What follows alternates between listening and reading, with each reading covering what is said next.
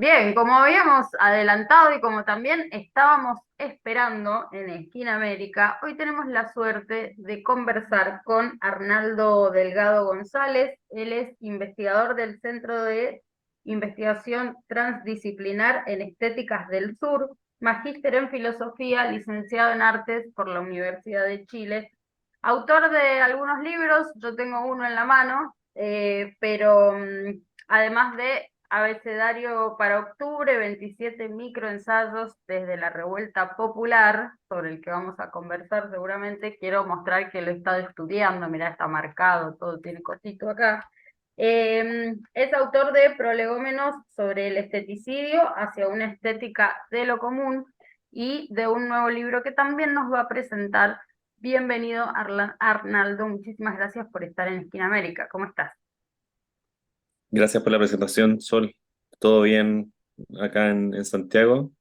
Expectante también de lo que van a ser dos fechas importantes dentro de nuestro diciembre sureño, que es, bueno, el 10 de diciembre en Argentina y el 17 de diciembre acá en Chile. Qué año, ¿no? Qué año que ha contenido una cantidad de luchas, de procesos, tal vez síntesis, de, bueno, procesos que son históricos, políticos y sociales, por supuesto, no se recortan a un hecho, pero que este año han tenido varios hitos, digo, nuestras elecciones, las elecciones en Ecuador, eh, entre otros. Lo cierto es que sí, se avecinan estas fechas y nosotros queríamos aprovechar justamente en esa coyuntura para conversar con vos sobre lo que será el plebiscito de salida de este proceso constituyente en Chile, que arranca de alguna manera en el estallido social del 2019 y que yo me atrevo a decir, pero vos, por supuesto, explicarás mucho mejor. em, de algún modo se configuró como un proceso de la calle a la convención constituyente, con amplia representación de los sectores sociales de Chile, discutiendo una propuesta que finalmente fue desaprobada en el plebiscito anterior por el pueblo y que digo, a partir de allí fue redactada nuevamente por por una comisión más pequeña, una comisión de expertos, ya en un formato, si se quiere, un poco más institucionalizado y recortado en la participación, pero bueno, que ha dado este nuevo texto de Carta Magna. Muchos analistas hablan de que se ha impuesto la fuerza política de derecha en su redacción, o al menos se ha negado, se ha reducido la participación popular, pero definitivamente este plebiscito de salida sería el final, ¿no? Se aprueba por sí o por no, y entonces, sin ninguna duda, va a marcar el devenir de Chile durante los próximos años, décadas, tal vez, seguramente. Habrá que ver, los procesos sociales, políticos están vivos, ¿no? Pero bueno, eh, nos querés contar un poco cuál es tu lectura de aquel estallido? Porque cuando yo digo presenté este libro, porque tuve la suerte de participar acá en la Argentina en una de tus presentaciones de Abecedario para octubre, que son estos ensayos que por orden alfabético van recuperando reflexiones en torno a lo que fue ese proceso de calle, ese proceso de organización local, comunal, creativa, política, instituyente, eh, que hoy vemos, a pesar de estar en un gobierno que ha sido elegido por el pueblo y con gran esperanza, el de Gabriel Boric. Hoy vemos bastante desdibujado, ¿no? Esa fuerza instituyente. Eh, ¿Qué ves vos? ¿Qué podés analizar de esto, que es una pregunta muy amplia? Sí. Lo primero que diría es que creo que hay que ver los antecedentes que llevan al 18 de octubre del 2019, porque son varios los hitos que dan cuenta de una acumulación de fuerza que se desborda en ese octubre del 2019. ¿Por qué lo digo? Porque me parece que hay una crisis del pacto de régimen, una crisis del pacto de régimen neoliberal que se va agotando y va mostrando las insuficiencias en esa promesa que históricamente se le hizo a la gente común y corriente. Entonces, de pronto, cuando el sistema y su expresión política, que es el pacto de régimen entre la concertación, el sector de centro izquierda y la derecha, no da abasto, entonces empiezan a aparecer formas de movilización social que en su acumulación se expresan con mayor potencia en octubre del 2019. A partir de allí, las izquierdas lo que hacen es intentar vializar o viabilizar el malestar de la calle a través de un proceso constituyente, es decir, transformar esa energía me parece que es una energía por completo destituyente, una energía que desarma el pacto de régimen. Las izquierdas lo que buscan es intentar encauzar esa potencia destituyente para transformarla en una energía creativa, una energía que sea capaz de ordenar el desorden al que veníamos asistiendo, el desorden de este pacto de régimen, y se llega entonces a la Convención Constitucional. Sin embargo, es la diferencia, el diferendo, el no calce entre esa gran potencia destituyente que ha venido viendo en Chile probablemente en los últimos 12, 13 años, y la capacidad de las izquierdas de proponer un nuevo orden social, ese diferendo el que finalmente termina pasándole la cuenta a la propuesta de nueva constitución y se termina rechazando. A mí me da la impresión que el envión instituyente que se expresa en un proceso constituyente, el envión instituyente que busca con esperanza articular un nuevo orden social, se agota el 2022. Se agota con el gobierno de Boric en el sentido de que lo que propone el gobierno de Boric no se ve reflejado en política pública de inmediato, es decir, las esperanzas de la gente común y corriente de contar con mejores condiciones para su vivir no se ven satisfechas de inmediato. El proceso constitucional no logra convencer, entonces parece ser que ese vértigo que comenzó con mayor potencia en 2019 de pronto hace que mucha de la gente que con esperanza votó por una nuevo o por un proceso constitucional, de pronto quiera recular y quiera decir, mejor, prefiero volver al orden anterior. Si es que no hay capacidad de proponer un nuevo orden que me dé certezas y certidumbres para un vivir en paz, para un buen vivir, al parecer prefiero bajar la velocidad, bajar un cambio o dos cambios, y al parecer prefiero volver a algún tipo de estabilidad ya conocida. Entonces se agota, creo, el proceso instituyente expresado en este proceso constituyente. Me parece que el segundo proceso constitucional, que se plebiscita ahora el 17 de diciembre, es un proceso sin energía instituyente. Es un proceso que no tiene esperanzas depositadas en él, sino que parece ser más que nada la posibilidad del poder de antemano instituido, de este poder de Chile desde el 90 hasta el 2019, de volver a aceitar su pacto de régimen e intentar restituirse. Yo analizo más o menos la situación a partir de la pugna entre tres fuerzas. Una fuerza de carácter destituyente, que es la fuerza del malestar, la fuerza que lamentablemente no tiene capacidad de representación. La segunda fuerza es la fuerza instituyente, que me parece que es la fuerza que intentaron articular las izquierdas a través del proceso constitucional. Y una vez que la potencia destituyente del malestar, esa fuerza que no cree en nada ni en nadie, termina consumiendo y deglutiendo a la potencia instituyente de la izquierda, aparece entonces el pacto de régimen anterior con su pretensión de restituir, de aceitar su modelo. Entonces aparece esta tercera potencia, que es la potencia restituyente, que está bien expresada y bien representada por los políticos de los últimos 30 años, y lo que busca es, a falta de esperanza, de potencia instituyente, buscan intentar rearticular el orden viejo que ya conocemos. Y yo creo que eso es lo que se juega el 17 o es una de las cosas que se juega el 17 de diciembre.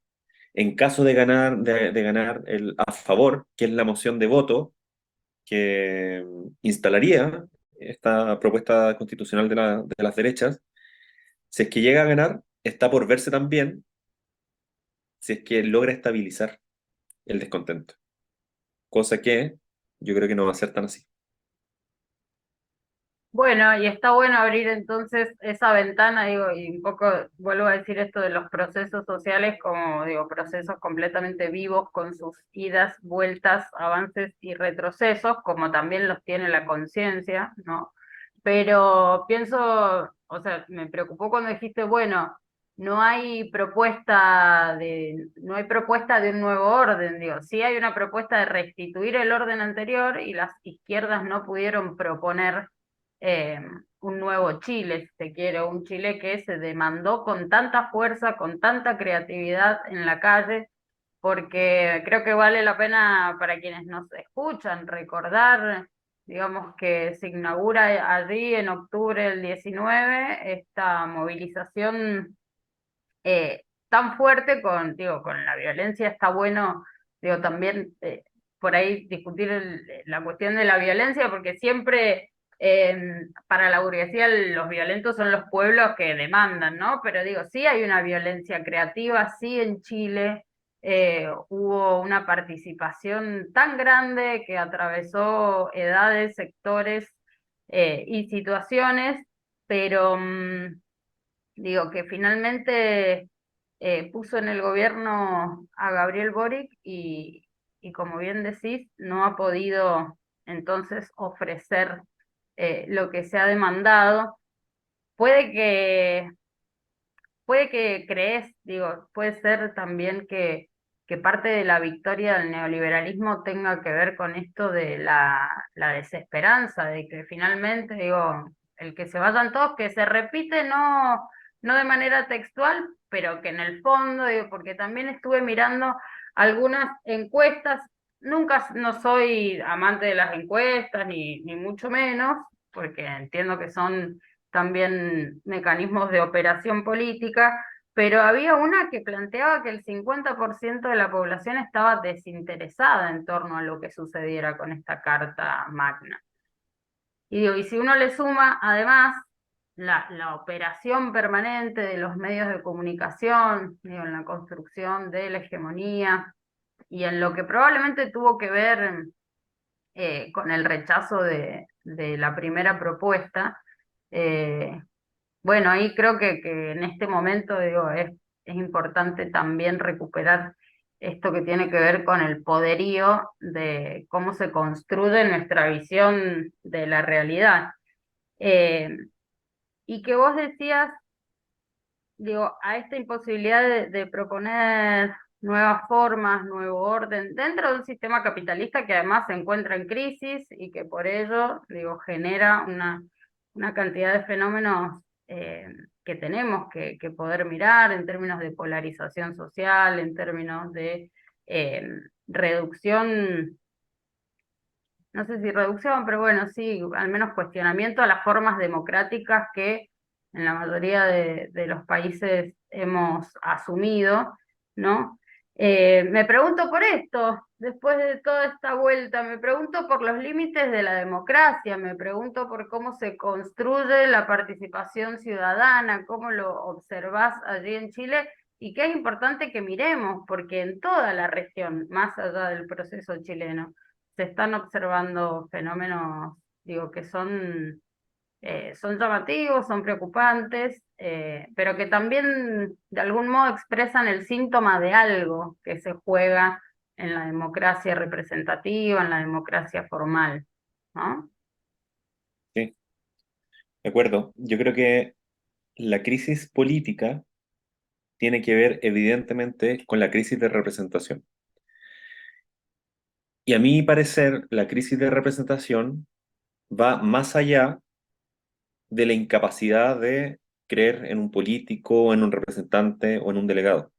Yo creo que la crisis de representación es más profunda y tiene que ver con una crisis de las formas que tenemos de estar juntos en el mundo. E incluso las formas en que se nos presenta el mundo de pronto tambalean y entran en crisis. Acá la derecha dicen que tiene un escenario relativamente cómodo. Si gana su propuesta constitucional, gana la propuesta que elaboraron ellos de aceptación del modelo. Y si es que pierden, queda la constitución de Pinochet del 80. Entonces se dice que tienen un escenario relativamente cómodo. El argumento que usa la derecha hoy para cerrar definitivamente el escenario constitucional es que las y los chilenos no están preocupados de la constitución, sino que están preocupados de asuntos más urgentes, como la delincuencia, como el crecimiento de, por ejemplo, de delitos de alta connotación pública, la corrupción, etcétera. Es decir, dicen que la discusión, esto es lo que dicen en el fondo, que la discusión en torno a la proyección del Chile de los próximos 40 o 50 años no es importante para los chilenos, sino que lo que le importa a los chilenos es la inmediatez de cómo solucionar asuntos que agobian su vida. Entonces, en el fondo, lo que están diciendo es que no hay capacidad de proyectar ni de tener una discusión ciudadana y republicana para proyectar el Chile de los próximos 50 años. Y en el fondo me parece que tienen algo de razón, no en el tono en el que lo dicen, sino que en hacer ver la incapacidad de proyectar ese Chile que queremos para los 50 años. ¿Por qué me parece relevante hacer hincapié en esto? Porque en condiciones en que el vivir se fragiliza a tal nivel, que es lo que hemos estado viendo en el Chile de los últimos 15 años, donde hay problemas de sequía, de aguas, hay problemas para llegar al fin de mes, hay problemas de salud, hay problemas de pensiones para la vejez. Es decir, cuando las condiciones del vivir se fragilizan a tal nivel, las preocupaciones tienen que ver más con lo inmediato, no tienen que ver con lo que va a pasar en 30 años más. Y hoy día, lamentablemente en Chile, lo único que nos fija, por ejemplo, a mi generación, lo único que nos fija eventualmente un horizonte de futuro no tiene que ver con los sueños, tiene que ver con los compromisos que adquirimos con los bancos, tiene que ver, por ejemplo, con los créditos hipotecarios. Entonces, lo único que nos da la posibilidad de imaginación hacia el futuro es el compromiso que adquirimos con la banca. Entonces, eso da cuenta de que las posibilidades de proyección e imaginación al futuro tienen que ver solamente con las condiciones del vivir personal y no con las proyecciones colectivas que podamos hacer. Y ese es uno de los grandes problemas que tenemos. Y eso es lo que nos incapacita hoy día de pensar horizontes comunes, ¿sí? Y en parte por eso yo creo también que fracasó la propuesta constitucional que levantaron la izquierda en los movimientos sociales porque no atendían a la solución inmediata de los problemas del vivir, sino que intentaban proyectar un Chile distinto donde las soluciones eran mediatas, es decir, eran soluciones que iban a tomar tiempo, pero sin solución inmediata, que era lo que creo debió haber hecho el gobierno de Gabriel Boric, de actuar, y aquí voy a citar a Álvaro García Linera, que justamente eso se lo escuché en la grabación, en una grabación de una conferencia que dio en Buenos Aires este año. Las izquierdas en el gobierno tienen que actuar de facto como poder instituyente, llevando adelante políticas que, en lo posible, de forma inmediata, den cuenta de que es posible cambiar la vida de las personas. Es decir, los gobiernos tienen que actuar como punta de lanza de los procesos constituyentes para que detrás del gobierno, como impulso, esté el proceso constitucional asentando esos cambios que los gobiernos van llevando adelante. Y eso es lo que no se hizo acá. Entonces tenemos lamentablemente la situación en que la crisis de representación, que es esta, no solo la crisis política, sino que la crisis casi ontológica, existencial de las formas que tenemos de ser y estar en el mundo, tienen que ver también con esta incapacidad imaginativa de que no tenemos por dónde imaginar una vida en común. Sino, como digo, solamente lo único que nos afirma a un proyecto de largo plazo es la sobrevivencia, la supervivencia que va de la mano de estos créditos hipotecarios que uno va adquiriendo. Y que de hecho en Chile, lamentablemente, están también reservados para un porcentaje muy pequeño de la población. No todos podemos acceder a un crédito, por ejemplo.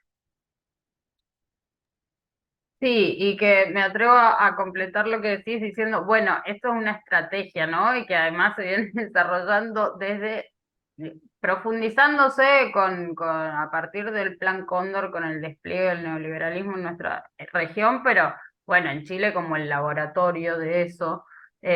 Y esto lo pienso porque aquí también hay como un clima de enojo entre quienes votaron a Milei y quienes votaron a Unión por la Patria, a Massa, como de apuntarse con el dedo y decir, hey, pero vos votaste y te pegaste un tiro en el pie. Y lo cierto es que hay una estrategia desplegada que es efectiva y que, claro, si nos pone a los seres humanos en condiciones cada vez más paupérrimas de vida a tratar de sobrevivir, y bueno, es difícil poder proyectar al futuro, es difícil, digo, salir de esa necesidad inmediata. eh, y encontrarse con el otro y pensar con el otro y entender que uno se realiza, decía Perón, cuando se realiza la comunidad, pero bueno, opera, ¿no? Y yo quisiera preguntarte sobre un concepto que te escuché, pero que me parece súper interesante que puedas compartirlo acá con nosotros, que tiene que ver con esto de despoblar al pueblo. ¿Qué implica? ¿Quién despuebla al pueblo y qué quiere decir eso? Sí, esta idea tiene que ver con lo que ya estaba diciendo, es decir, buscar soluciones para la fragilidad del vivir que tienen que ver más con estrategias personales e individuales que con estrategias colectivas. Yo creo que lo que hemos estado viendo en los últimos 12, 13 años en Chile, a propósito de los hitos de acumulación que desbordan el octubre de 2019, es con estrategias de cuidados y solidaridades comunitarias, justamente de protección para ese vivir fragilizado. Cuando la ciudadanía, entonces, como esta forma política que nos permite deliberar y participar de los asuntos públicos, no es suficiente, entonces aparecen estas estrategias de carácter comunitarias que a mí me parece que son las estrategias populares. Entonces, lo que hace el modelo neoliberal, lo que ha hecho en los últimos años, tiene que ver con despoblar al pueblo. Ocupo quizá ese juego de palabras, porque lo que hace es depositar solamente en la supuesta voluntad personal la solución de problemas que son evidentemente de carácter colectivo. El despueble del pueblo, eso es lo que ha hecho el neoliberalismo. Sin embargo, ese despoblamiento nunca es absoluto. Siempre hay intersticios, siempre hay fisuras que permiten la emergencia de estas otras formas de relación, que yo creo que son las formas de relación comunitario populares, formas de relación que están basadas en los cuidados, formas de relación que están basadas en en la solidaridad, formas de vínculo que están dadas por la cooperación, ¿sí? Y eso es lo que me parece que no ha podido ser despoblado de forma absoluta. El asunto es que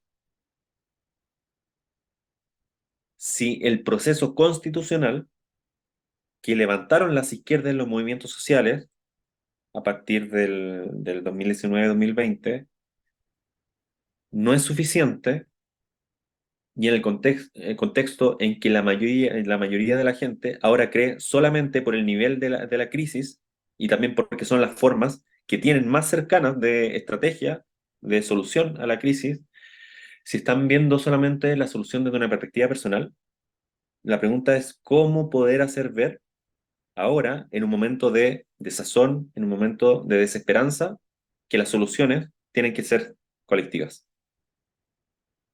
Esa es una de las preguntas clave. ¿Cómo hacer ver eso? ¿Cómo comunicarlo? ¿Cómo mencionarlo? Si el lenguaje, si el alfabeto de las izquierdas se agotó el 2019 y el 2020 acá en Chile. ¿Cómo volver a hablar? ¿Cómo recuperar un lenguaje para hablarle a la desesperanza y a la desazón y a insistir con que la solución no puede ser individual? Me imagino que ese es uno de los desafíos que tenemos en Chile y evidentemente también en Argentina, después del triunfo de Milei. Sin ninguna duda, porque, bueno, yo creo que hay particularidades entre nuestros países, ¿no? Pero algo que también nos llamaba la atención en el debate aquí con compañeros y compañeras, tiene que ver con esto de, Milei ha captado una fracción del voto con esperanza, ¿no? Qué terrible es, no sé si es terrible el adjetivo, em, pero efectivamente es una novedad para la democracia argentina que una propuesta de tal magnitud de violencia y ya de anuncio de destrucción de lo común, de destrucción del Estado, de la salud pública, de la educación pública, etcétera, etcétera, puede haberse convertido en la opción que captara la esperanza de un cambio. Por supuesto que hay una base material de todo esto que tiene que ver con la situación que ya venimos viviendo, no en los últimos años, sino en la acumulación del periodo macrista junto con el mal gobierno de Alberto Fernández. Esto todo a cuenta mía corre, pero quiero decir, no hubo tampoco soluciones. Aquí no se propuso ninguna solución a esa gran deuda externa y a esa situación de empobrecimiento que entonces ya con 8 años de acumulación, digo, un poco también han sido la base para el resultado de las últimas elecciones. Em, Oye, eso, ¿Qué? Sí, dime. me gustaría quizás a propósito de eso, proponer también quizá una herramienta de análisis que tiene que ver con lo siguiente, para hacer un parangón entre Chile y Argentina. Me parece que en términos electorales, corrígeme la cifra de masa, ¿fue 45, 44? ¿Sí? 44,6 si no me equivoco, ahí, casi 45. Bueno, supongamos que fue en 45, Sí. 55. En términos electorales, 45% versus un 55% de Milei, insisto, en términos electorales, es una diferencia muy grande. Tal como en términos electorales, la diferencia que tuvimos en Chile en septiembre del 2022 entre el 38% del apruebo y el 62% del rechazo también es tremendo. Sin embargo, lo electoral, lo numéricamente electoral, no puede ser la única métrica de medida, sino que hay que ocupar otro tipo de métrica también en función a la crisis de representación que estamos viviendo. Con esto quiero decir lo siguiente. En Chile, el 38% que votó apruebo por la propuesta constitucional de los movimientos sociales y de las izquierdas fue un 38% que estaba de acuerdo con prácticamente un programa de transformación y de institucionalización transformadora que estaba escrito de principio a fin. Y eso en términos políticos puede ser una fuente de construcción muy grande comparado a un 62% que votó solo rechazando y no proponiendo nada. Pero cuando la lectura que se hace es puramente electoral, se piensa que el 62% que votó rechazo es un 62% restituyente. Y así lo leyó la derecha y así lo leyó el gobierno. Es decir, creyeron que el 62% era un voto que quería ponerle freno a la transformación social y que lo que buscaba era restituir el orden que ya teníamos. ¿Sí? Entonces, yo pondría ojo también en que el 45% de masa también puede ser un voto muy comprometido con un proyecto, pese a lo que puede ser una mala administración estatal, frente a lo que puede ser un mal gobierno, pero es un 45% que muestra mucho compromiso, y claro, y en términos políticos y en términos de construcción, por lo menos ahora de lo que va a ser la resistencia a Milei, puede ser una fuente muy rica de movilización, puede ser una fuente muy rica de construcción y también de restauración, probablemente de lazos, de coligaciones que se han venido deteriorando en los últimos años, ¿sí? Entonces, eso es lo que quiero proponer también como herramienta de lectura. La métrica electoral no es necesariamente la métrica para medir las posibilidades de construcción política hacia adelante, ¿sí? Entonces, creo que es importante tenerlo en claro para no caer, por lo menos desde las izquierdas y los movimientos sociales, desde estas fuerzas transformadoras, para no caer en la desesperanza. Porque, o si no, no nos queda nada más por hacer. Sí, gracias por esa salvedad que no es menor en absoluto. Digo, este análisis es importantísimo también, digo, como vos bien decías, no solo no es el único indicador, sino uno, sino que ese 40 y casi 45% ha sido el producto de una gran movilización popular en la Argentina, digamos. Si fuera por la estructura partidaria simplemente, o por el Estado, o por, digo, hubo una buena campaña de parte del candidato, pero, pero hubo una enorme movilización desde las bases, te diría, hasta, digo, individuos que por su historia atravesados, no organizados en este momento, pero salieron en defensa de la democracia, ¿no? En defensa del Estado que hemos construido, en contra del negacionismo de los crímenes de la dictadura, etcétera, etcétera. Entonces, creo que sí, también está buenísimo ponerlo en valor porque es el piso, ¿no? Y porque representa un acumulado de lucha política. Lo mismo, digo, lo mismo sucede en Chile, como bien acabas de explicarnos. Em, pero bueno, yo pienso en esta crisis de representatividad en el que incluso, digo, los partidos tradicionales de la izquierda entran en crisis porque de alguna manera se desligan, o no representan o no tienen la fuerza para impulsar las transformaciones que el pueblo demanda. Bueno, también me parece que estaría bueno reflexionar sobre las formas de lucha. Lo vimos en Chile, la vimos en la calle, aquellas primeras líneas, aquellas madres organizadas, ese pueblo que fue efectivamente ocupando la calle con una estrategia de avance, no solo de resistencia, y que al mismo tiempo lo hizo con creatividad. Digo que fue ejemplo para Colombia también en sus movilizaciones del 2019. Bueno, creo que ha dado mucho elemento para pensar en la forma de lucha, digo, por qué se lucha y cómo, ¿no? En este tiempo donde incluso digo, hay una cuestión de calle, pero también hay un territorio que convive con el territorio tradicional, que es el espacio virtual, y cómo se fue replicando, ¿no? Y termina siendo tan patente en Colombia, pero que apareció en la virtualidad y que fue un mecanismo de expansión tan interesante y tan importante. No sé, la lucha, las formas, ¿por qué? Sí. Em, Hay que buscar respuesta a las formas de lucha de acuerdo a las preguntas contemporáneas de lo político. Y esas preguntas contemporáneas tienen que ver con estas formas de estar en común que están en crisis. Y están evidentemente en crisis por lo que ya hemos conversado, ¿sí? Em, Me parece que lo que se vio mayoritariamente en Chile desde el 18 de octubre del 2019 fue una forma diferente de estar en común.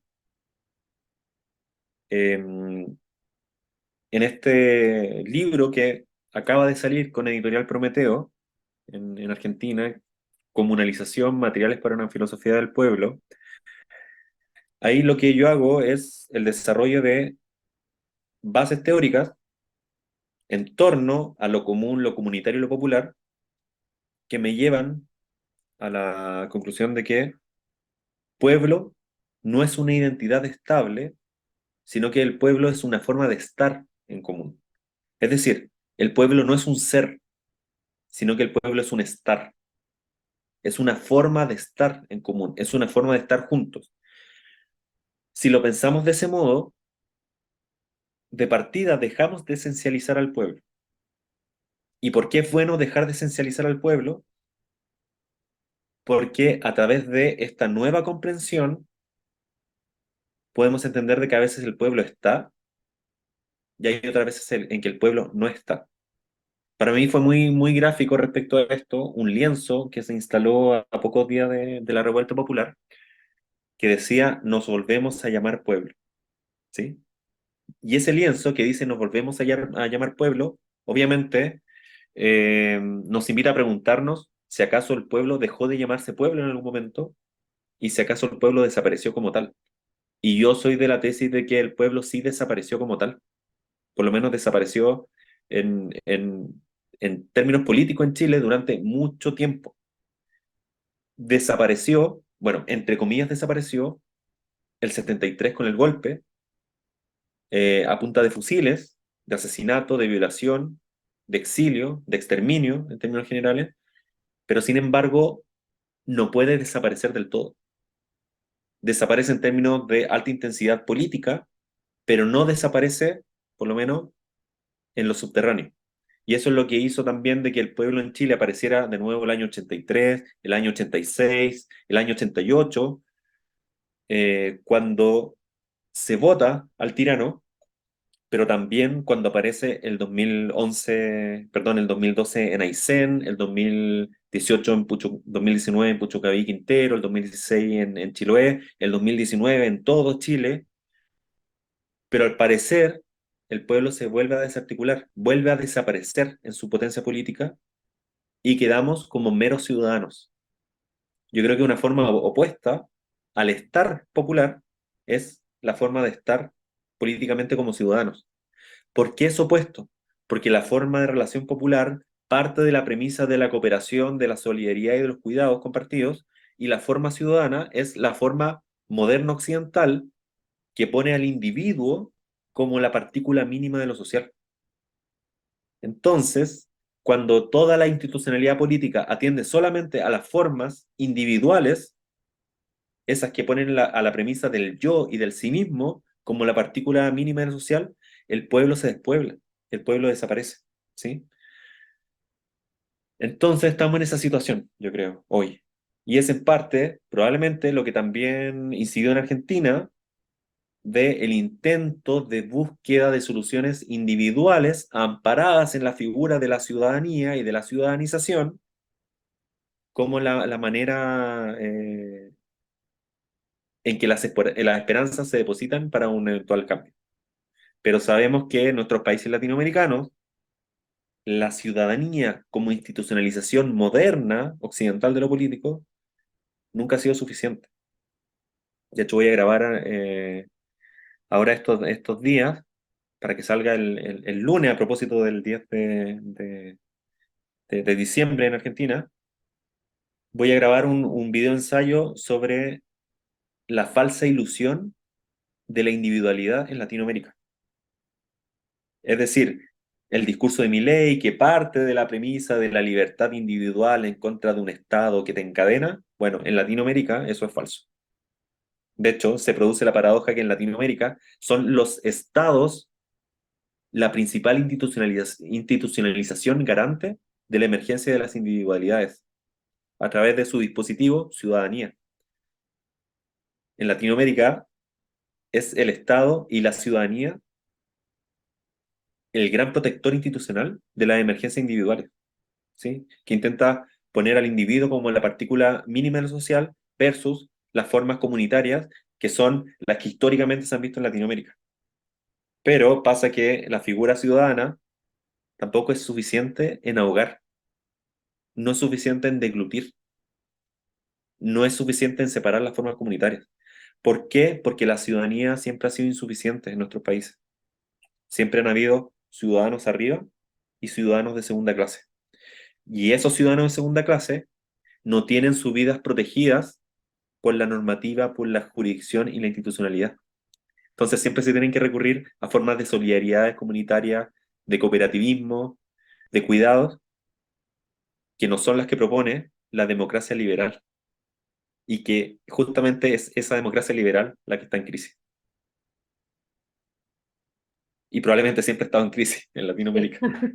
No, pero es tan interesante que a mí se me ocurren muchas preguntas, pero me parece también esto, qué importante remarcar que pueblo no es una esencia, sino más bien una construcción producto de la lucha, ¿no? Son fuerzas sociales las que se constituyen y se constituyen en el devenir de los hechos, pero me parece súper importante porque también dentro de las izquierdas hay una tendencia al estructuralismo y entonces, y hasta un estructuralismo mecánico, y entonces digo, uno quiere encontrar el trabajador así, hasta de tal modo, y si no, no es trabajador, no entra en esa categoría. El pueblo como, digo, permanentemente enfrentado a otra clase pero cuando hay una imposición tal de las clases dominantes, digo, si no hay resistencia, si no hay lucha, es difícil pensar en esta categoría pueblo y si entonces entra la ciudadanización como un operador que consigue los objetivos de mantenernos disciplinados, de mantenernos dominados. Rescato también lo que vos decís, que en los subterráneos permanentemente esa búsqueda por vivir mejor, por decirlo muy groseramente, no desaparece nunca del todo. Entonces, bueno,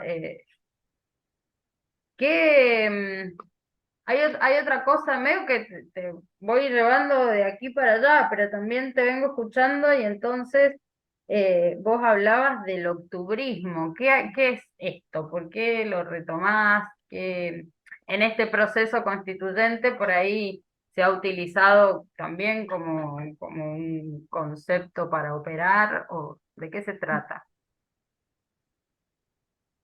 Octubrismo me parece que es un término peyorativo que se le ha dado a la movilización de octubre y que principalmente designa a personas termocéfalas quemándolo todo. ¿Sí? Entonces el término octubrismo tiene que ver un poco con eso. Una vez que se firma el acuerdo por la paz y la nueva constitución, el 14, la madrugada del 15 de noviembre, es decir, casi un mes después del hito del 18 de octubre, aparece el concepto noviembrismo. Entonces, designa una polaridad que es las formas en las cuales se pueden procesar los conflictos. Por una parte, el noviembrismo hace alusión a que las soluciones a los problemas sociales tienen que procesarse en términos de acuerdos entre las fuerzas políticas y se le tiene que dar un cauce institucional, pero no a través de cualquier institucionalidad, sino que a través de la institucionalidad de antemano instituida. Con esto me refiero a que es el orden político de los últimos 30 años el que tiene que procesar en su seno la conflictividad social vista desde octubre. Y por otra parte, este concepto de octubrismo refiere a personas que solo a través de la movilización en la calle, pero sin querer ningún tipo de procesamiento ni institucional ni nada, está solamente concentrada en destruirlo todo. Esa es como la polaridad que se armó a través de estos conceptos noviembrismo y octubrismo. Yo soy de la idea de que la categoría octubrismo le queda tremendamente corta a la complejidad social que vimos a partir del 18 de octubre. Es decir, el concepto octubrismo recorta la complejidad del fenómeno y lo recorta para mal. Entonces, por eso yo creo que hay que dejar de ocupar el concepto octubrismo como tal, sino que hablar de la potencia de octubre, que es una potencia que va mucho más allá de la izquierda, que va incluso mucho más allá de los movimientos sociales. ¿Por qué? Porque mucha de la gente que salió a la calle no pertenece a ningún tipo de organización, no pertenece a ningún tipo de movilización estable y constante, sino que solamente salió para demostrar el descontento sin ninguna pretensión de articularse con otros. Es decir, es una potencia que estalla hacia muchos lugares distintos. Y esa es la complejidad de octubre. Y eso es probablemente lo que las izquierdas y los movimientos sociales no pudieron leer bien, porque además hubo una serie de hitos que confundieron la lectura. O sea, tener un estallido social de esa envergadura, tener una crítica a tal nivel al gobierno de Piñera, que en algún momento llegó al 4% del apoyo ciudadano, que las ansias de una nueva constitución ganaran 80-20 en el plebiscito de entrada y que también para la elección de las y los constituyentes se haya tenido una mayoría de izquierda. Esos fueron hitos que probablemente nos confundieron a todos y pensamos de pronto que Chile se había izquierdizado, pero Chile no se izquierdizó, tal como creo que ahora Chile no se ha derechizado, incluso de ganar la propuesta constitucional del Partido Republicano y de las derechas. ¿Sí? Entonces, yo quiero quizá atender a lo que tú decías al principio de la conversación, que es que los procesos sociales son larguísimos, se miden en escalas y en métricas que no son las escalas de medida electorales de los 4 años institucionales, sino que en escalas de medida mucho más largos. Y todo esto te lo digo porque creo que la categoría octubrismo, insisto, recorta la complejidad del fenómeno social y político que vimos en esos días. Una de las discusiones que hubo en el momento es si acaso el proceso constitucional que se abrió el 2020 era un poder instituyente o no.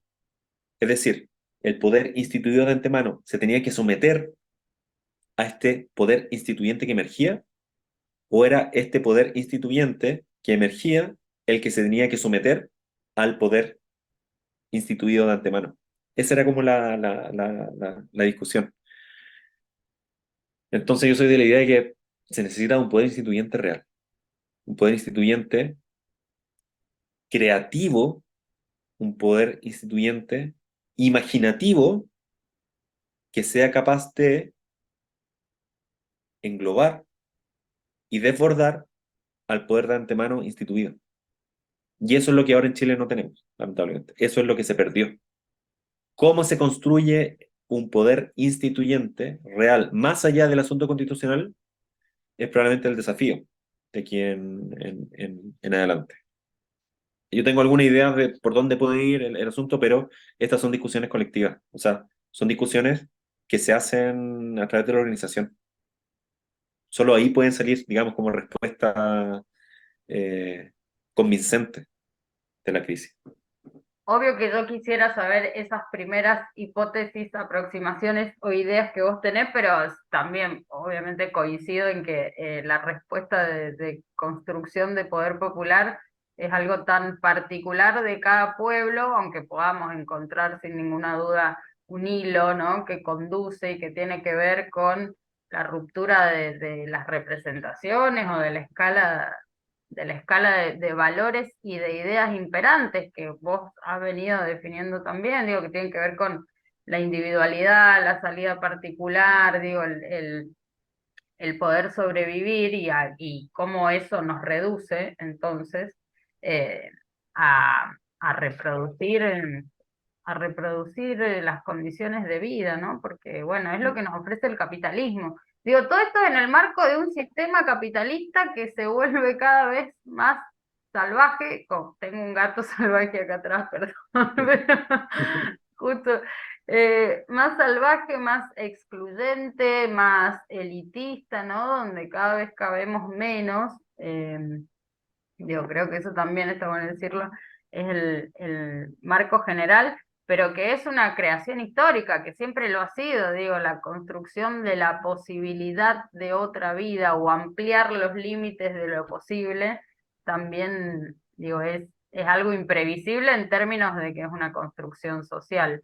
Pero no querés, no te animás a tirar alguna punta para que nosotros pensemos, porque bueno, ¿cómo construimos entonces poder popular? ¿Cómo nos tejemos de otra manera? ¿Cómo, digo, podemos sobrepasar la propuesta de la propiedad privada, el consumo, la mercancía? Digo, ¿nos puede mendiar otra cosa que no sea la mercancía en la sociedad? Ajá, qué pregunta tengo. Sí. Yo me lo pregunto, no creo Ah, que, o sea, no sé si hay respuesta. Yo imagino que sí porque lo imaginamos, ¿no? Y porque lo construimos en la lucha. O si no, pongamos en valor la lucha y la organización, porque vos también lo decías, bueno, es a partir de la organización. mira, sí, voy a decir lo que puede sonar de pronto de derecha, pero que en verdad no es de derecha, A ver, y que tiene que ver con la recuperación del concepto de deber. Generalmente se pone en balanza, por una parte, la lucha por los derechos, y por otra parte, la respuesta reaccionaria tiene que ver con el deber, que hay muchos derechos y que qué pasa con los deberes, que nadie respeta los deberes. Y aquí en Chile se da la particularidad de que, a propósito del Estado portaliano, que Diego Portales es una de las figuras claves a principios del siglo XIX, de la década de los 30, 1830, en que se institucionaliza de una forma muy potente el Estado, y un Estado que tiene una perspectiva muy verticalista, en que arriba está la autoridad y abajo está la chusma, está el populacho. Entonces, generalmente, cuando hablamos de deber, relacionamos algo así como la pleitesía hacia esa autoridad institucionalizada en ese Estado fuerte, en ese Estado oligarca chileno del siglo XIX. Y eso redunda también en una suerte de deber obediencial hacia la autoridad militar, policial, política, etcétera. Pero yo creo profundamente en la necesidad de recuperar el concepto de deber para la transformación. ¿En qué sentido? En que el deber es el verbo infinitivo de la deuda, de lo que tiene que ver con la deuda. Y la deuda me parece que es lo que articula una comunidad. Una comunidad no se articula en torno a una propiedad, no se articula en torno a un bien, no se articula en torno a una identidad en primera instancia, sino que la comunidad se articula en función a una deuda. Compartimos una deuda con el otro, con la y el otro. Es una deuda que, como diría un filósofo por ahí, es una deuda que es tan grande que es impagable. Entonces, lo que nos articula como comunidad es en principio un deber, el deber con para el otro. La deuda que tengo contigo, con los que me rodean, con todos los demás, incluso mayoritariamente la deuda con quienes no conozco, con esos comunes y corrientes que andan caminando por la calle y que yo no conozco. Bueno, con ellos también tengo un deber y tengo una deuda. Y esa deuda no pasa por una pleitesía hacia la jurisdicción que me dice no maltrates al otro o respeta la propiedad del otro, sino que es una deuda que tiene que ver con el vivir en común más profundo. Entonces, por eso yo creo en la recuperación del deber para los sectores transformadores, que en rigor también redundaría en la necesidad de recuperar ese deber que tengo con el barrio, ese deber que tengo con mi calle, ese deber que tengo con mi vecindad. Es decir, una redistribución de los deberes. Una redistribución del deber es, en definitiva, una redistribución del poder, porque el deber se emparenta con el poder en términos de que lo que yo debo hacer es, en definitiva, lo que me es posible hacer también. Entonces, mientras yo más debo, por ejemplo, en mi barrio, en mi vecindad, con mis vecinos, implica que yo puedo hacer más cosas. Entonces, está todo bien con el discurso de los derechos, que de lo que se trata también es de recuperar derechos en términos de tener un amparo institucional y estatal que pueda asegurar de mejor forma las condiciones para la reproducción de mi vivir, pero no puedo esperar que todo se vuelva ciudadanización. No puedo esperar que todo se vuelva el reconocimiento de la ciudadanía, porque sabemos que en Latinoamérica la ciudadanía es limitada, la ciudadanía es compleja, la ciudadanía está llena de contradicciones. Por lo tanto, creo sumamente necesario recuperar el discurso de los deberes y de asumir también cierto grado de autonomía en torno a los cuidados colectivos que tienen que ver con el vivir en común en pequeña escala. Entonces, como diría alguien por ahí hace más de 100 años, es por arriba y por abajo el asunto. Insisto, también con sus métricas de medida temporal que a cada uno le, le competen. O sea, sí, por arriba probablemente la disputa a cierto nivel de carácter institucional, que yo creo tiene que ver en este momento más con los gobiernos locales que con los espacios a nivel macroestatal. En este momento, no lo estoy poniendo como absolutos ideológicos, sino que en este momento preciso de la crisis de representación, es difícil convencer y hablar desde arriba y estabilizar desde arriba, sino que me parece que estamos en un momento en que es necesario la disputa de ciertos espacios institucionales que sean más micro, por ejemplo, en Chile los municipios, y a partir de ahí hacer ese trabajo lento que se mueve en una métrica temporal que es mucho más larga que la que propone la institucionalidad de los 4 años. Y ahí, por ejemplo, lo que el otro día escuchaba al alcalde de Recoleta, Daniel Jadwe, que lo que decía era que él, a través de su trabajo, implicaba, por ejemplo, a la militancia en trabajos voluntarios, cada 2 fines de semana. Entonces, eso es algo que en Chile perdimos en los últimos 50 años. Eso se hacía en la Unidad Popular. En la Unidad Popular de Allende no bastaba con los militantes de partido, sino que lo que se hacía era convocar a los estudiantes de las distintas universidades a hacer trabajo voluntario constante. Entonces, en términos conceptuales, lo que te diría para resumir la respuesta, la recuperación del deber como discurso político para la izquierda, para que no todo sea una especie de demanda clientelar de que quiero que el Estado me solucione todo desde arriba y si no me soluciona algo, me enojo porque soy un cliente político cuya moneda de cambio es el voto, sino que también la necesidad de recuperar el deber como autonomización del poder y como recuperación de poder para la comunidad organizada. Yo creo que eso en términos conceptuales y en términos más concretos, la disputa de los gobiernos locales, tener una suerte de repliegue momentáneo, estratégico, con respecto a la disputa de esos grandes puestos institucionales de carácter estatal, que como diría Recabarren, Emilio Recabarren, el fundador de uno de los grandes fundadores de las izquierdas chilenas, de lo que se trata también es de tener esos puestos porque son espacios de amplificación, de voz, sin duda. Pero en términos de construcción política, creo que por el momento los gobiernos locales son fundamentales en términos de recuperación de estos deberes compartidos.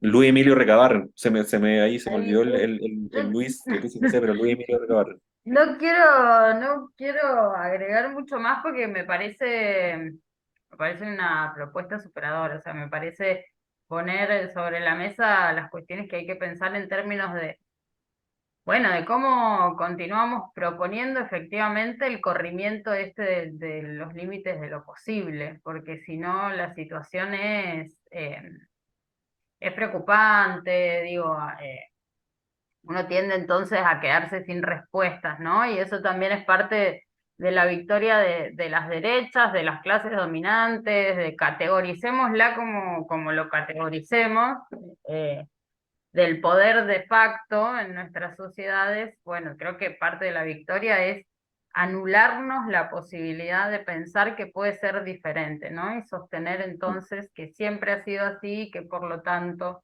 continuará siéndolo. Eh, yo te agradezco por ponerlo tan claro. Me parece súper necesario eh, y muy riguroso además en términos de pensamiento crítico y de discusión teórica. Yo no, no quiero robarte más tiempo, sí quiero que, o bueno, no se trata de robo, me encanta compartir este tiempo, te lo agradezco, en nombre de las audiencias también, y quiero que recuperes entonces el nombre de tu último libro, dónde se puede conseguir, aquí en la Argentina, cómo hacemos, que nos cuentes cuáles son tus redes sociales, digo, porque aprovechemos para desde abajo tejernos, seguir tejiéndonos, y que quienes nos escuchan, bueno, puedan entrar en contacto con tu obra, con tu hacer. Me parece que es una obra que es praxis política, además, y que entonces eh, es tan valioso que se conozca, ¿no? El libro se llama Comunalización, Materiales para una Filosofía del Pueblo. Salió con Prometeo de Argentina. Entonces, no sé si ya está distribuido ya o no, o todavía está en proceso de distribución. Por lo menos ya sé que está en algunos países en Sí, Latinoamérica. lo No sé si en vamos. Argentina ya está distribuido o no, pero salió por lo menos ahora en noviembre como las novedades, digamos, de Sí. Prometeo, así que me imagino que se empieza a distribuir ahora.